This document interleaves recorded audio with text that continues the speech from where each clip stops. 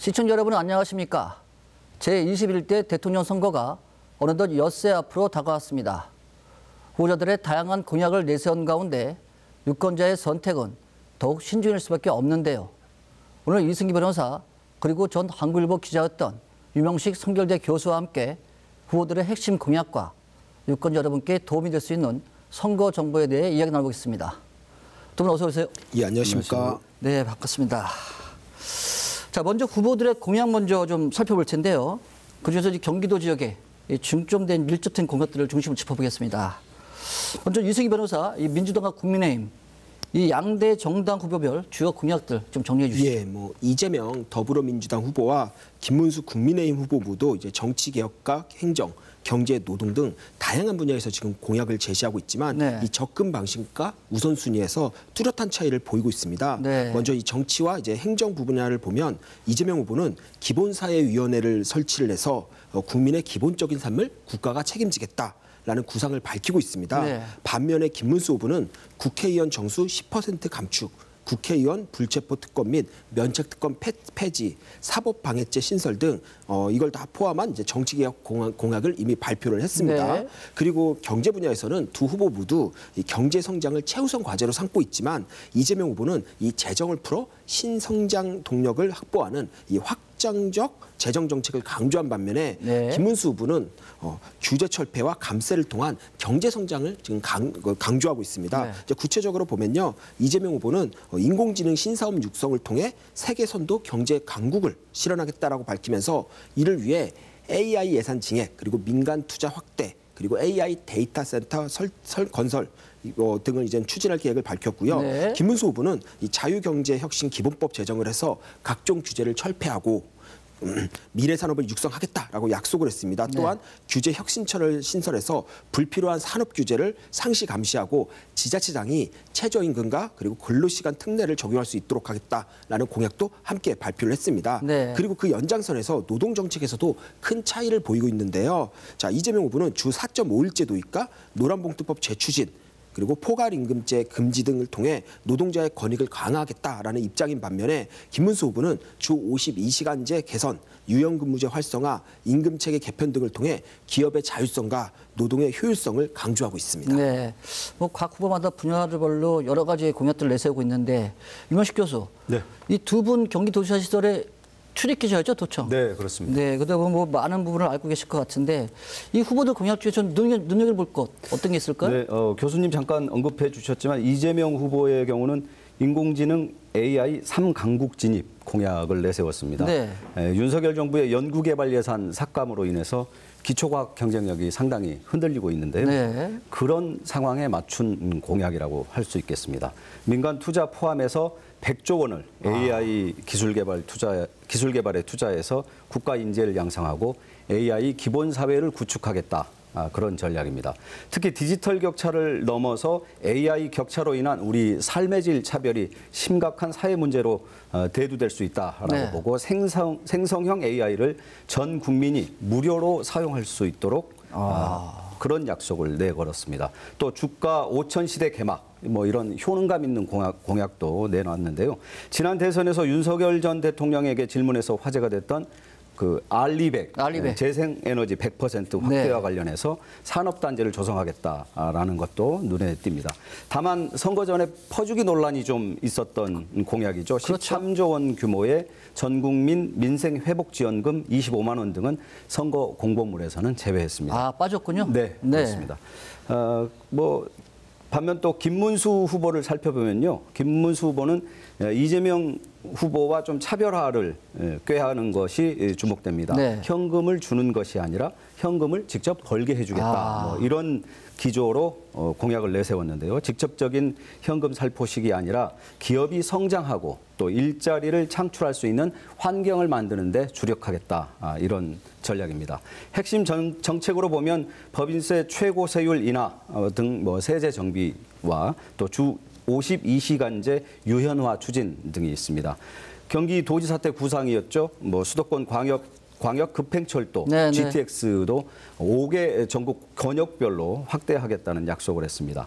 대법원이 이재명 후보의 선거법 위반 사건을 파기환송한 데 대해서 민주당이 대법원을 공격하는 측면이 있었는데요. 이것과 관련해서 사법방해죄를 신설하겠다. 사법방해죄. 이런 약속도 좀 눈길이 갔습니다. 네네. 또 보수 후보답게 대공수사권 국정원 환원, 또 남녀 불문 군 가산점제 도입 등도 약속했습니다. 네, 이 양대 정당 후보들 좀 되게 눈여볼 곳이 많을 것 같아요. 지금 들어보니까.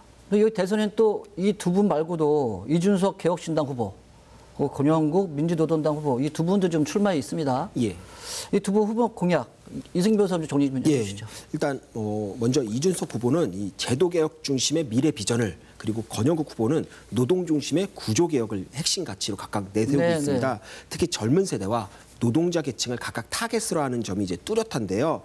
이준석 후보의 경우 정치 개혁을 강하게 주장하고 있습니다. 대통령 4년 중임제와 결선 투표제 도입을 통해 이 다당제 기반의 정치 구조를 좀 정착시키겠다라는 게 핵심입니다. 또한 고위공직자 부패 수사와 또 국회의원 특검 폐지도 강조하고 있고 또 반면에 이 권영국 후보의 경우 노동 중심의 정치 개편을 주장하고 있습니다. 네. 그래서 노동자의 정치 세력화 그리고 비례대표 확대, 지역구 기득권 타파 등 선거제도 전반을 뜯어 고치겠다라는 입장을 밝혔고요. 그리고 가장 관심을 모으고 있는 이 경제 분야에서는 이준석 후보는 규제 혁신과 스타트업 중심의 성장 전략을 강조하고 있습니다. 그래서 민간 주도의 경제 활성화를 강조하고 국가 개입을 최소화하겠다라는 입장인데요. 네. 청년 창업을 지원하고 코인 및 블록체인 관련 제도를 완비하는 등 이 미래산업 기반을 함께 이야기하고 있습니다.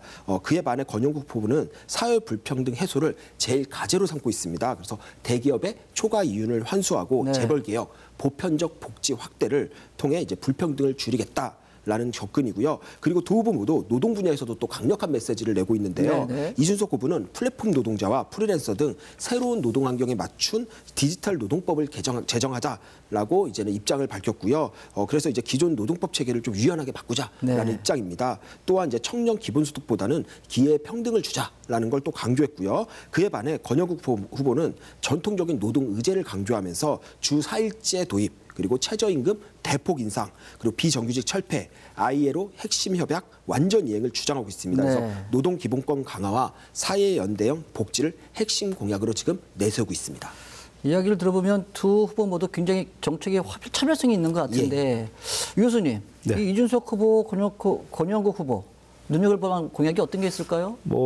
이준석 후보 같은 경우는 역대 최연소 대통령 후보입니다. 그렇죠. 그에 따라서 2030 청년들의 불만이 높은 그 연금 개혁안에 네. 대해서 신구 세대 분리를 내놨고요.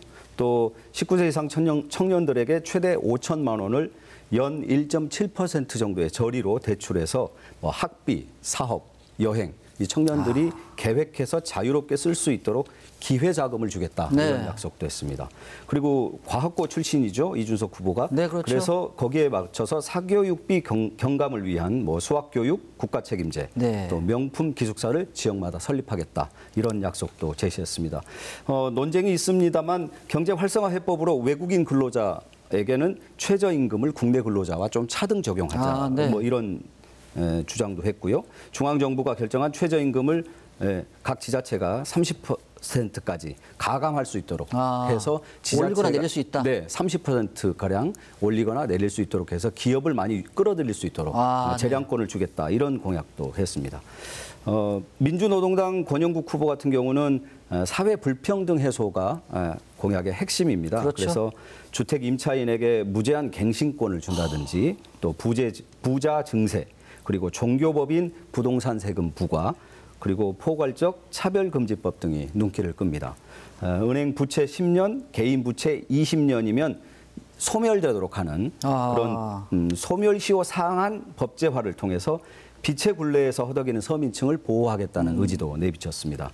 배달앱 수수료 5% 상한제, 또 한반도 남북 간 자유로운 왕래의 길목을 트겠다, 이런 파격적인 공약도 했습니다. 네, 지금까지 좀 대선에 출마한 주요 후보들 4명에 대해서 공약을 좀 알아봤는데, 자, 이제 대선 관전 포인트 좀 짚어볼게요.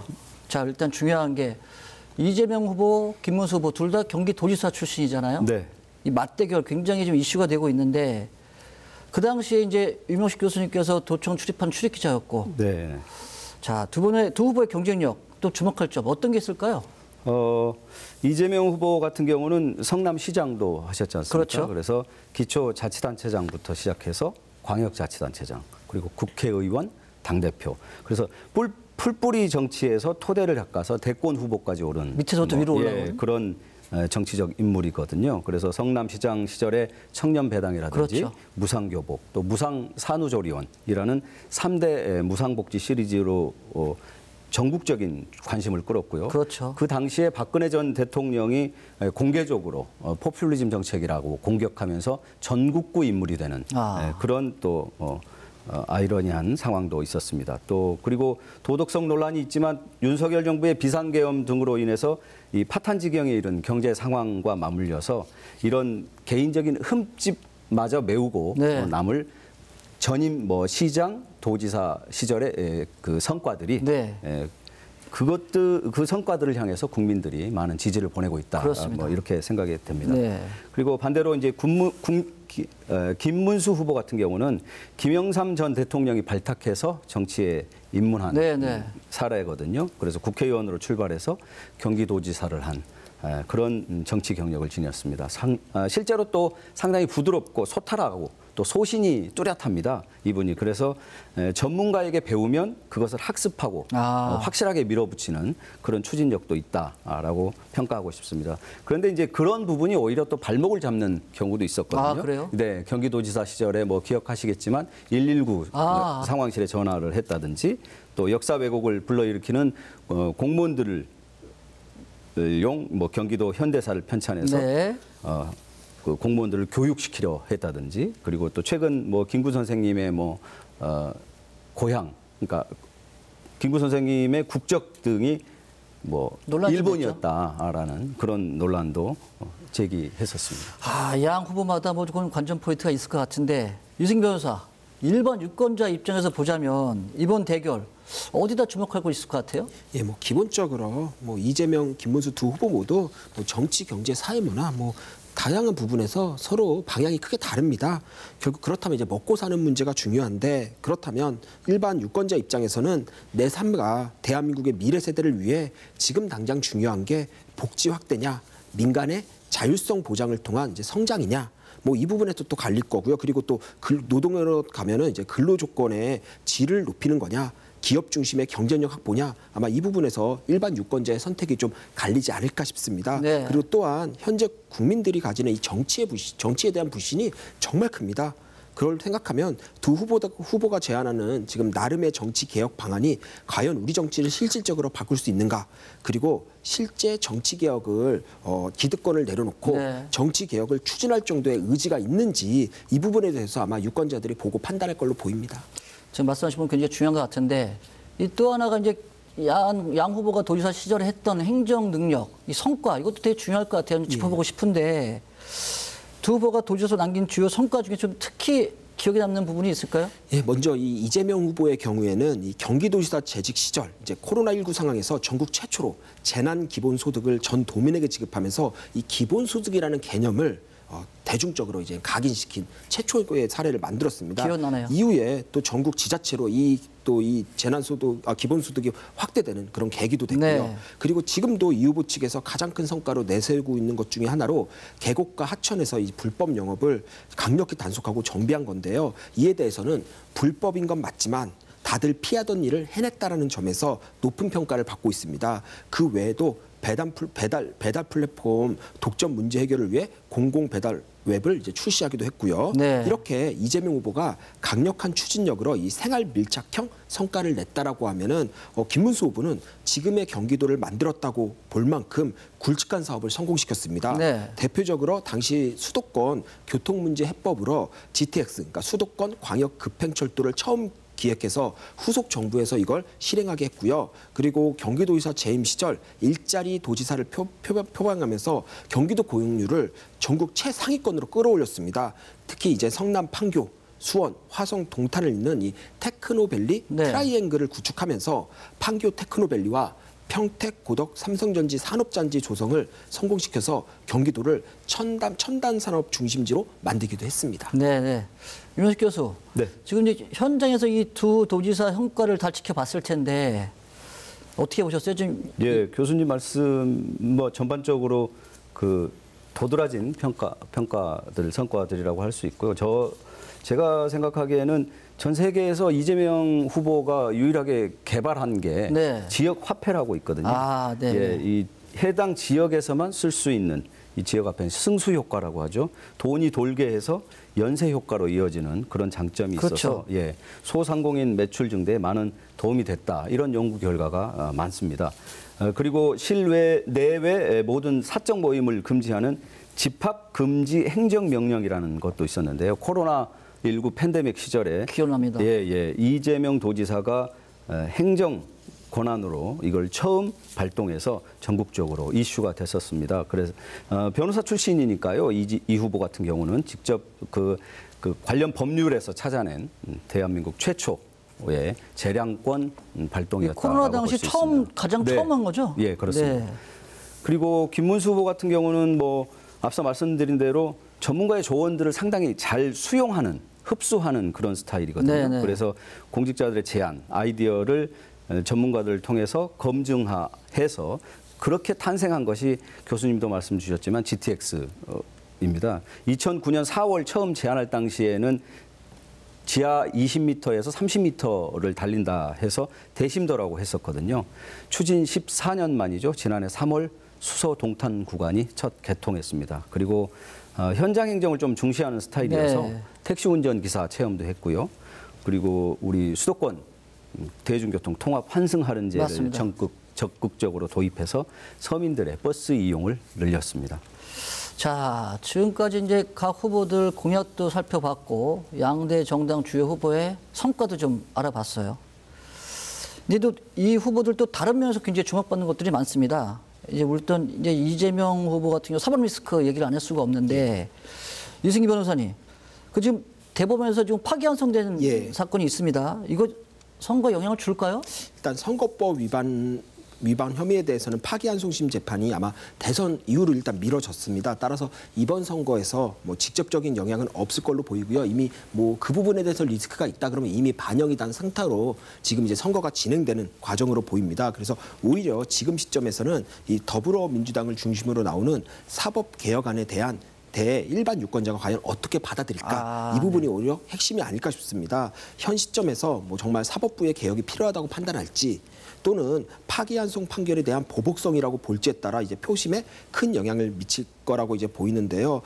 특히 뭐 대법원이라는 게 결국에는 상권 분립의 핵심이고 독립성이 보장돼야 되는데 이 부분에 대해서 아마 중도층의 표심이 상당히 영향을 미칠 겁니다. 따라서 최근에 이제는 더불어민주당에서 대법관 징원 법안을 냈다가 이를 철회한 것도 아마 이런 중도 표심이 심상치 않다라고 아마 판단한 게 아닌가 싶고요. 그리고 또 이제 대선 이후에는 결국 이제 선거법 위반뿐 아니라 여러 사건들의 재판이 이제 진행할 예정인데요. 만약 이재명 후보가 대선에서 승리했을 경우에 과연 진행 예정인 이 재판을 멈춰야 할지 계속 진행해야 할지를 두고 이제 논란이 발생할 수밖에 없습니다. 그렇죠. 상당히 혼란스러울 텐데 물론 계속 진행해야 되는지 여부를 헌법과 법률에 따른 그래서 사법부의 판단에 사법부의 이 공적인 영역에 남겨둔다라고 하면은 아마 그래서 결정한다 그러면 크게 문제가 없겠지만 만약 지금 더불어민주당 일각에서 주장하듯 법률 개정을 통해 이 재판 진행을 멈춘다고 하면 그에 대한 반발도 상당할 겁니다. 그래서 아직 이재명 후보가 그에 대해 명확한 입장을 밝히지는 않았는데요.